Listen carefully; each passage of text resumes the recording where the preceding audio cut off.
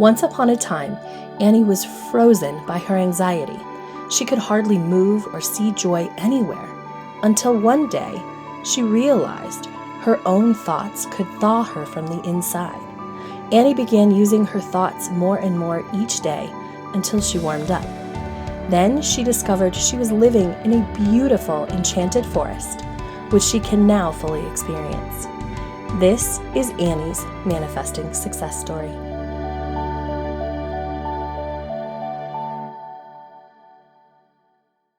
Hello and welcome to this episode. I am your host, Cassie Parks, and I am back with Annie for another chapter in her manifesting success story. Welcome, Annie.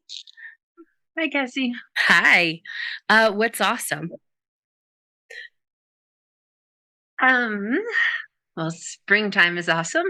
And looking at the sunshine is awesome. And my business is really going great, and I did my taxes, and so lots of, and I'm planning a couple vacations. So Amazing. All right, yeah. so let's dive into this a little bit more. It is March 3rd, 2023 when we're recording this. It is March 3rd, and are your taxes complete? Yay! They are, and we're talking this year. Yes, current, done, amazing. I love it. And do you want to share your how much you made this year working 3.5 days a week? Yeah, I do. $161,000 and some change. $200, yes. Yes. So I think 200 is important. $161,200. I love that. We were just discussing that's approximately $118,200 more dollars than you were making when you started, like 4.5 years ago. Yeah. Yeah. Tell us the biggest difference in how how did you used to view money, feel about money, interact with money?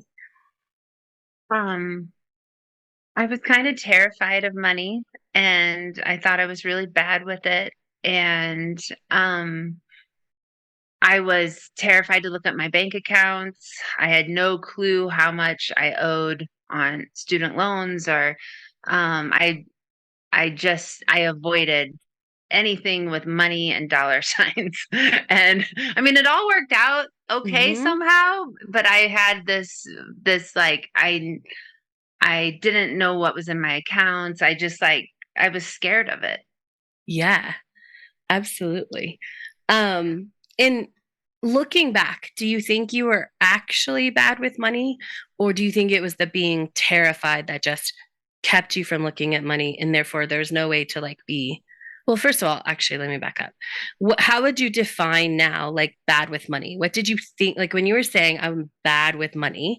What did you think that meant, or what did you have evidence of that? Did you have any evidence? Well, I think it was I had avoided learning about money because I was scared about it. So I was uneducated in the area of money. I think. And I thought I couldn't do it, but just like you can't ride a bike until someone teaches you how to Right. ride a bike, or you teach yourself how to ride a bike.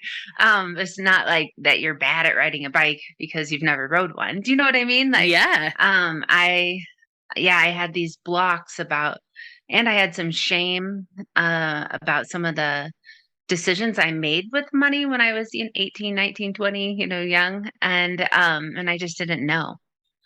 Yeah. I love it. Yeah, And so I would say I was uneducated, and I was in the unknown about money, and then I was applying negative emotions to that. Yeah. And then determining I'm bad. Just overall, I'm bad, right? Not I need to learn something, not I'm probably smart enough. I mean, I know you're smart enough, but back then, we don't, when we're just putting that I'm bad with money in those feelings, we don't say is this education? Is this that, I just haven't been taught. Am I probably smart enough to get this? Yes. Right. You passed second grade. So I think most people are smart enough to get the math of money, The emotional part of money, I think, is something that we have to learn and grow through.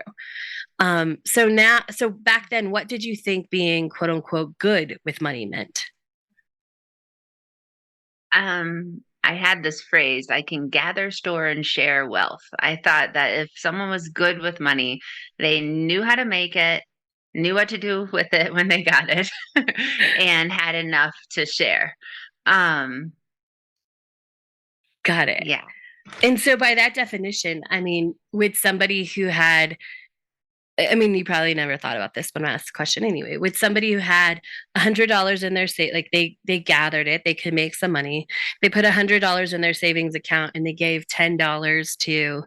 My kid is currently doing the Kids Heart Challenge. So, like, if they gave $10, they had $100 in their bank account, and they made some money. Like, I mean, I don't think we would define anything as good and bad, but when we just like break it down like that seems sort of silly. Like, that's all it takes, right?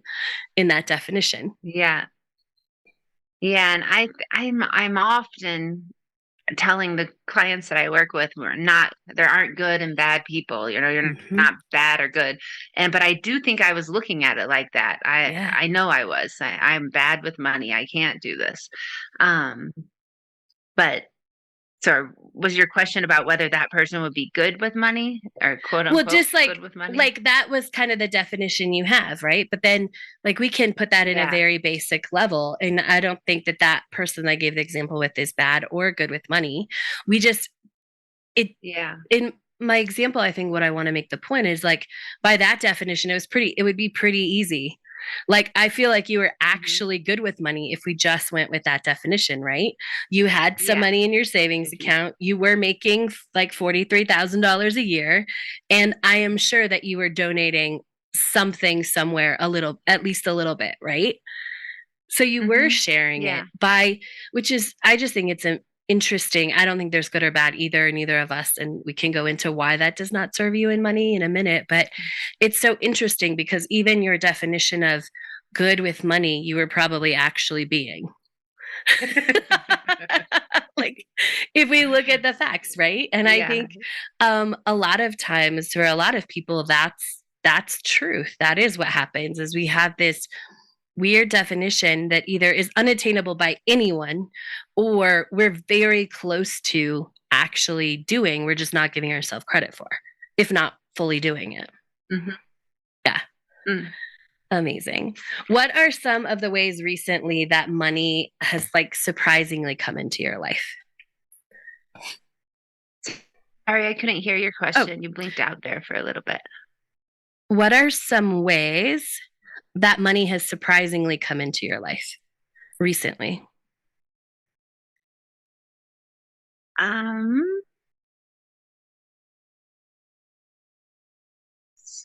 Surprisingly, let's see. Um, my son received a grant for some services, and it was kind of a surprise when it came in. And I'm trying to think of a surprise because most everything is coming in through clients and work, you know what I mean? Yeah. Um, Well, I so I think don't know if I have have a a super surprise. surprising. That's okay. Yeah. I think I saw some in something that you wrote recently. I think Leo had gotten a bike, Oh yeah, that was a right? surprise. Right. Yeah. And so maybe it wasn't cash in hand, but it was had a monetary value, right? Yeah, Um definitely. yeah, the same as clients showing up that can be I've heard you talk about this that aren't like replacing other clients are in addition to because they're virtual. Yeah. They can be Yeah. they can be virtual. So showing up as total extra money with not just I got a client to replace a client, which I know for you happens very easily, right? If there's a Hmm. spot, it gets filled as soon as it's open, right? Yeah, it really does. Yeah, amazing. Yeah. I love it. What Yeah, would you? and Leo, I forgot about the bike. Leo had been wanting a new mountain bike, and he asked for one for Christmas, and then I didn't get him one. And then right after Christmas, we were at I think it was a New Year's party, and one of my friends was like, "Oh, he's about the same size as me. I have an extra bike. He can have it." and it's a great mountain bike. And then he also had a trainer, which I was wanting a trainer, and I've been researching them for a while. And yeah, that's a surprise. Yeah. That's amazing and It's such a funny fun how you way. don't always see things. Like sometimes I'll be looking for evidence and I'm like, I can't find any evidence. And the next moment there's all of this evidence, but you couldn't see it. I don't know. But Yeah. I think it goes to like it's such a practice to continually looking. And even when you're 4.5 years into like this, I mean, you've been practicing the law of attraction before that, but like here and really in I would say a more concentrated way. I don't know how you describe it. Um, we just still have to train ourselves to remember to look like, oh yeah, that's coming. Because it can be yeah. easy to be like, oh, to just look right and be like, oh, there's nothing, and forget like, oh, it just looked to the left. Oh, there it all is, Yeah. right? Yeah, I had a funny so I was not in the market for a puppy, and I've been in the market for a house and land. And but my someone I work with had a litter of Great Pyrenees puppies, and um Leo and I decided to get one.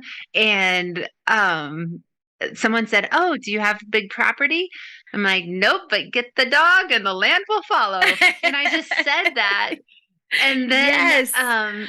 a little bit later, my friend got a Great Pyrenees, and then about a few months after that, she bought a land with 40 acres, um, Amazing.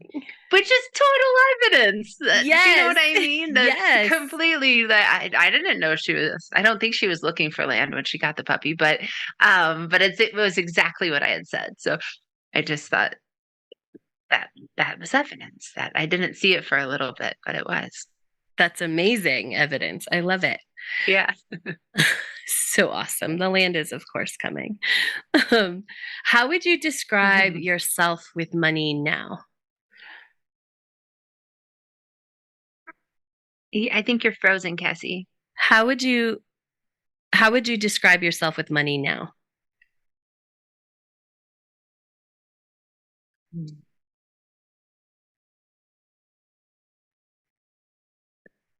My relationship with money has grown tremendously, and I love learning about it. I'm not scared of it anymore. I used to be scared, and just some of those assignments that you had about Googling a financial term and learning of, just and having financial conversations and all of that was just so new. And so that's why I was scared of it. I had just never done it before. And like having conversations about large amounts of money, and then they would just happen. And like right now, I'm texting with my mortgage guy about large amounts of money, Yes. and it's fun, and I love looking at my balances. I love looking at like my accounts. I love moving money around. I love depositing checks. I My relationship with money is really positive now, and curiosity. It's like I want to learn more about it. I want to learn. Yeah, I love learning about money now. I love it. That's amazing. Yeah. Um, do any things come up that you still have to work through around money? I don't know the answer to this, but do you like ever find yourself having to pause and remind yourself like, oh yeah, I'm good with that. Oh yeah, this is happening.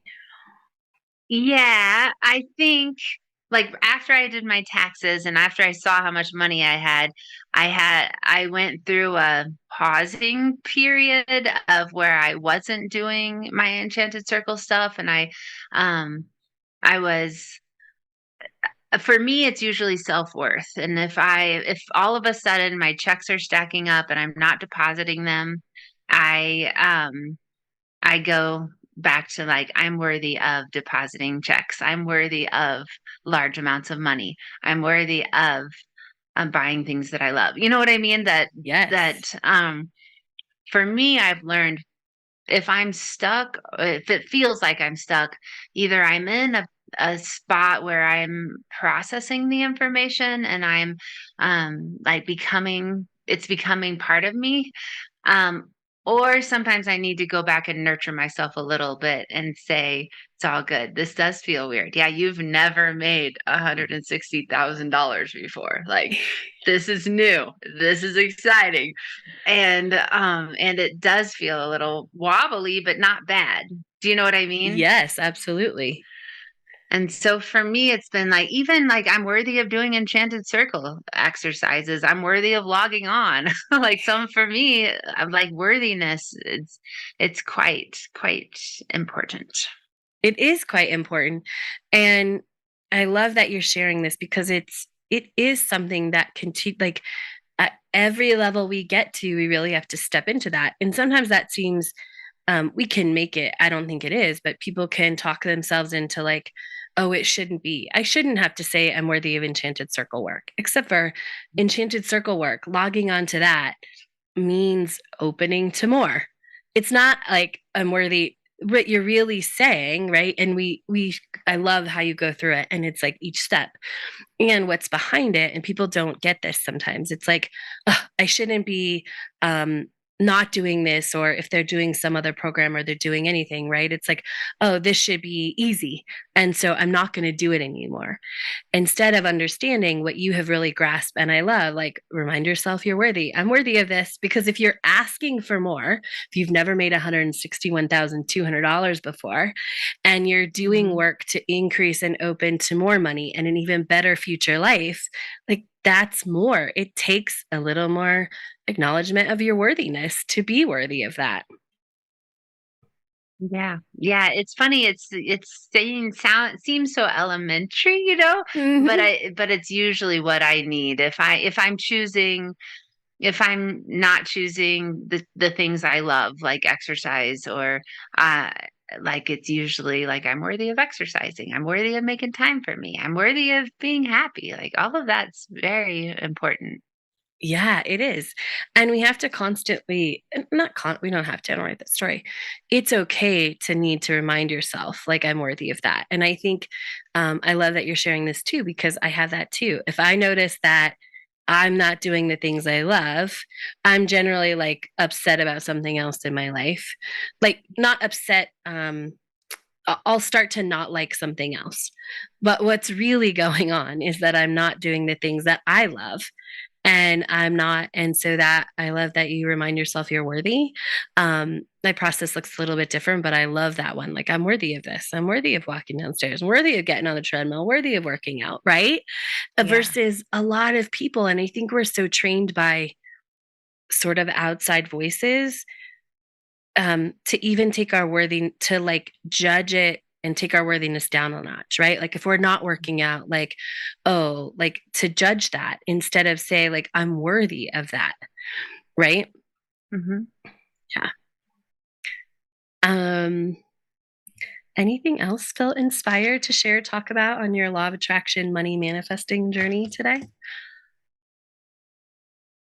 Um, I'm looking around for reminders. I don't think so. Nothing's popping up. I love it. Well, this is awesome. I love talking about worthiness and money. And I know all of our listeners can benefit from hearing. So thank you for sharing that. Even when you get to this new level of money, I'm going to keep saying it, $161,200 a year. In 10 years, that'll be 1.6 million, right? More like 20 years, if you continue to work for 20 years, would be 3.2 million. Like, that's a Woohoo. significant amount. And Yeah. when you're stepping into being that person, and that's one more thing I want to say is when you become someone who makes $161,200, like, when you become the person who makes that, which means, oh yeah, in 10 years I am the person who's going to make, will have made more than 1.6 million. In 20 years I will have made that, which is a bigger number. You're stepping not into just that 161, but what that continues to mean and that ripple effect in your life. Yeah. So yeah, thank you for sharing about stepping into worthiness with us. Yeah. Yeah. Thank you. Thanks for the opportunity. Of course. Thank you all for listening, and make sure to come back and check out what else is awesome in Annie's life next time.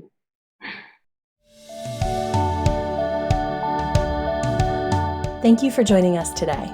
If you are inspired and you're ready to start writing a new money story, a new life story, to really pick the pin up and design your happy ever after, go to enchantedlifeu.com. That's enchantedlifeu.com to get started. For any links that we talked about in the show, you can find the show notes at manifestingsuccessstories.com.